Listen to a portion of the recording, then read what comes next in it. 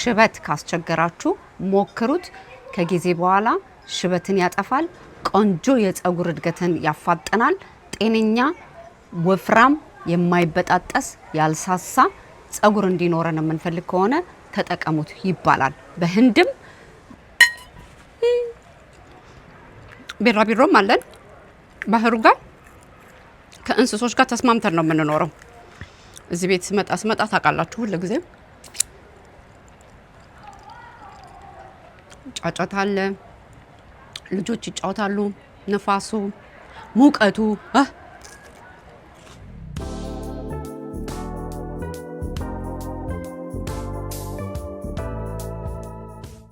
ልቅም ተደርገው የተሰሩ የሸማኔ ጋቢዎች በላብራቶሪ ቴስት ጥራታቸው የተመሰከረላቸው ፈርስት ግሬድ ኦርጋኒክ ሺያ በተር እንዲሁም ካስተር ኦይል። ጂቲ አክቲቭ ዌር ታሪክ ነው።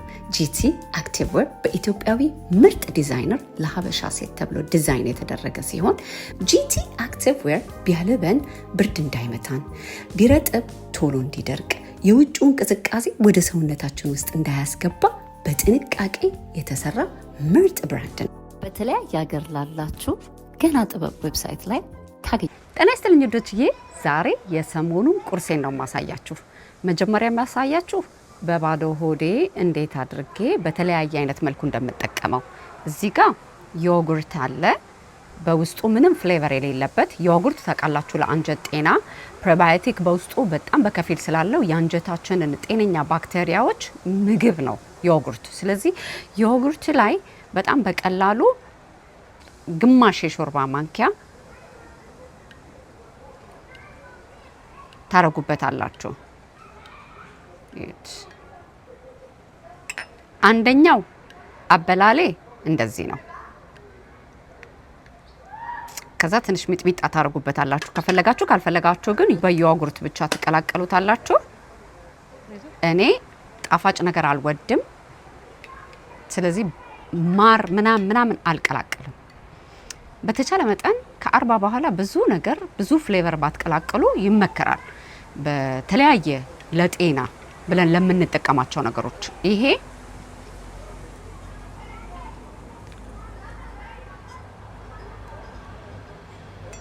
በዮጉርት ስትበሉት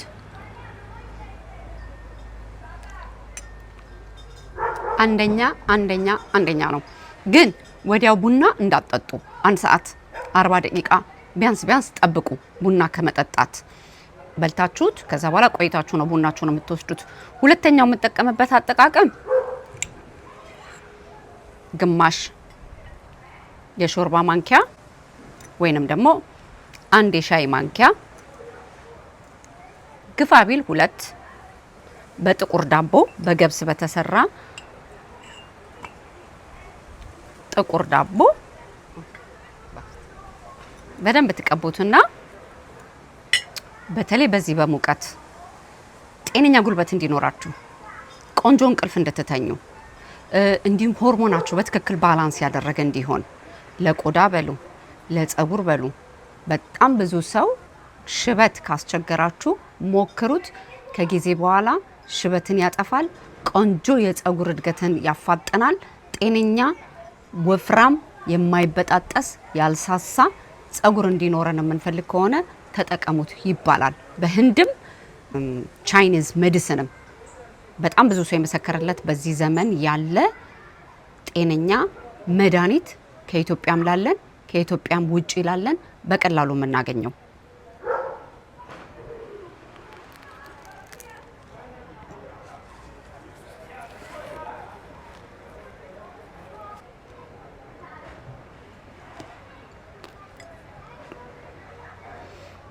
ዳቦዬ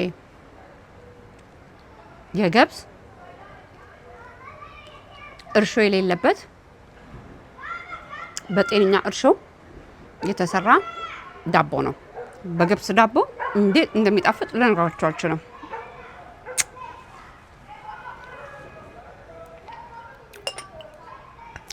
ሶስተኛ ጊዜ ሲኖራችሁ እንደ ብራንች ረጋ ብላችሁ ቁርሳችሁን በምትበሉበት ጊዜ ታቃላችሁ ይሄ ትልቁ ቃሪያ በቪታሚን ሲ በጣም የበለጸገ ነው። ቪታሚን ሲ ፋይበር ሰውነታችን አብዞርቭ እንዲያደርግ፣ አይረን ሰውነታችን በደንብ አብዞርቭ እንዲያደርግ፣ የምንጠቀማቸው ሚነራሎች፣ የምንጠቀማቸው ዚንክ፣ የምንጠቀማቸው ማግኔዚየም ሰውነታችን አብዞርቭ እንዲያደርግ ቪታሚን ሲ ባለውለታችን ነው። ባለውለታችን የተቀቀለ እንቁላል እኔ 2 ነው የምጠቀመው፣ እናንተ እንደፈለጋችሁ። ጥሬ እንዳታበስሉት፣ ከበሰለ ቪታሚን ሲው በጣም ሴንሲቲቭ ስለሆነ እናጠዋለን። ሳይበስል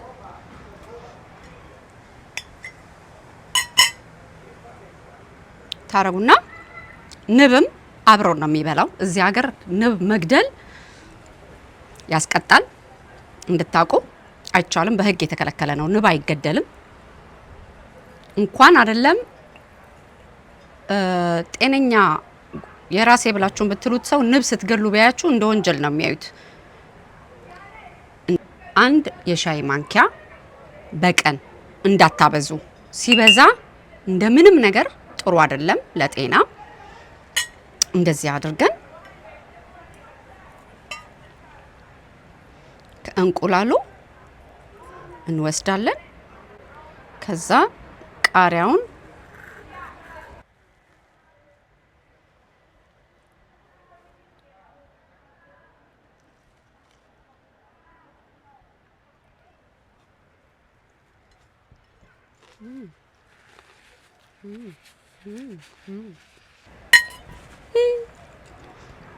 ቢራቢሮም አለን ባህሩ ጋር ከእንስሶች ጋር ተስማምተን ነው የምንኖረው። እዚህ ቤት ስመጣ ታውቃላችሁ፣ ሁሉ ጊዜ ጫጫታ አለ፣ ልጆች ይጫወታሉ፣ ነፋሱ፣ ሙቀቱ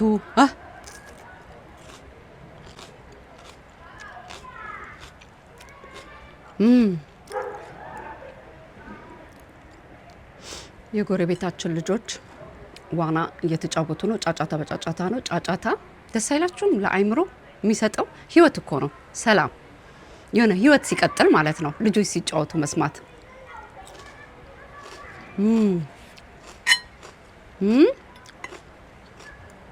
እንቁላላችንም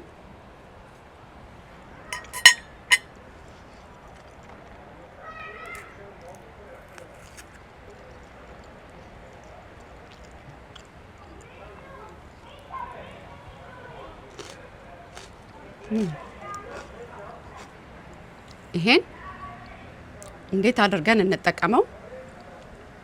ለጤና ያለው ጥቅም ለአጥንታችን ድርቀት ለሚያስቸግረን፣ በውስጡ ደግሞ ዚንክ በጣም በከፊል ስላለው ዚንክ ለአጥንት፣ ለፀጉር፣ ለቆዳ፣ ለቆንጆ እንቅልፍ፣ ማግኔዚየም በውስጡ ስላለው ታውቃላችሁ። ማግኔዚየም በምንወስድበት ጊዜ አይምሯችን ፎከስ የማድረጉ በቃ ኮንሰንትሬት የማድረጉ ምንም ነገር ስናደርግ መጠኑ ይጨምራል ይባላል። ለቆንጆ እንቅልፍ እንዲሁም ደግሞ በደንብ አድርገን የምናደርጋቸውን ነገሮች ትኩረት ሰጥተን እንድናደርግ ይሄ ኢትዮጵያ ኤክስፖርት በማድረግ አንደኛ ናት። ለዚህ ነው እስከዛሬ ድረስ ሰምቼ አላቅም።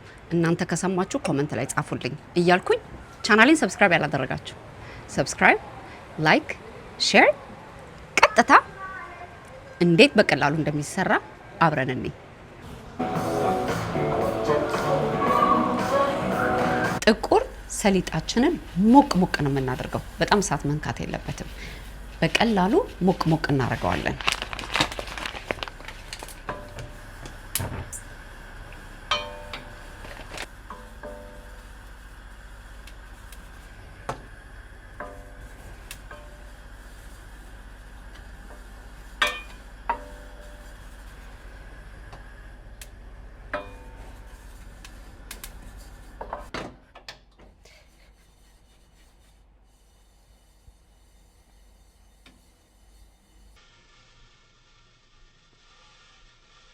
ኦሊቭ ኦይል ኮልድ ፕሬስድ ቢሆን ይመከራል።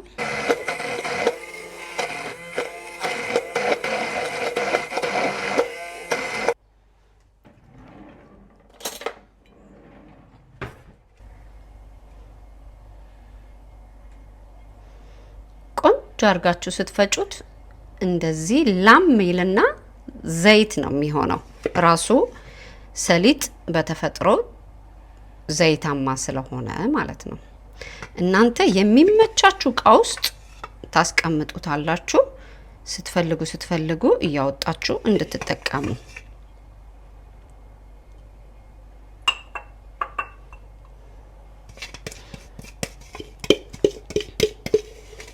ከ5 ቀን በላይ አታስቀምጡት ቶሎ መስራት ይሻላል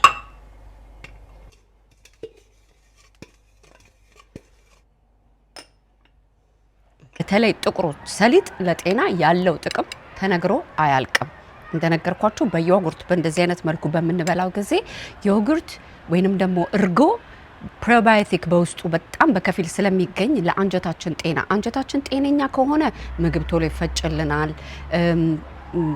ድርቀት አያስቸግረንም ለአጥንታችን ጤና ለኦርጋኖቻችን ጤና በስነ ስርዓት ደግሞ ደም በሰውነታችን እንዲዘዋወር የተቀላጠፈ የሆነ የደም ዝውውር እንዲኖረን ደም ደግሞ በሰውነታችን ከተዘዋወረ ቆዳችን ያምራል ጸጉራችን ያምራል እያንዳንዱ የሰውነታችን ፓርት በትክክል ኦክሲጅን ይደርሰዋል በትክክል ማግኘት የሚያስፈልገውን ምግብ ይደርሰዋል ስለዚህ እያንዳንዱ ነገር የምንመገበው ለጤናችን ጥሩ መሆኑን እያረጋገጥን ሲቀጥል ደግሞ እንዲጣፍጠን ማአት ነገር አንጨምርበት ቀለል አድርገን ጣሊያን በመድር ላይ በጣም የምትደነቀው የሚበሉት ምግብ በጣም ብዙ ነገር አይከቱበትም ቀለል አድርገው ሲምፕል በሆነ አይነት መልኩ ነው ምላሳቸውንም አንጀታቸውንም ያስለመዱት የአንጀት ጤና የሰውነት ጤና ነው የአንጀት ጤና ሰውነታችሁን በትክክል እንድትጠቀሙበት ይረዳችኋል የአንጀት ጤና እድሜ ያረዝማል የአንጀት ጤና ከበስተጀርባ ያለው ትልቅ ጥቅም ተነግሮ ያልቅ የእናንተን አመለካከት የእናንተን አጠቃቀም ስለ ጥቁሩ አዝሙድ ማነው ስለ ጥቁሩ ሰሊጥ የምታውቁትን ይጠቅማል ብላችሁ የምትሉትን ኮሜንት ላይ ጻፉልን በሚቀጥለው ኢትዮ ኤልሲ ላይፍስታይል ላይ ጠቃሚ በሆኑ ያዝናኑ በሚያስተምሩ በተለያዩ ቪዲዮዎች እስከምንገናኝ ተባረኩልኝ ውዶቼ ባይ እኔና ነብይ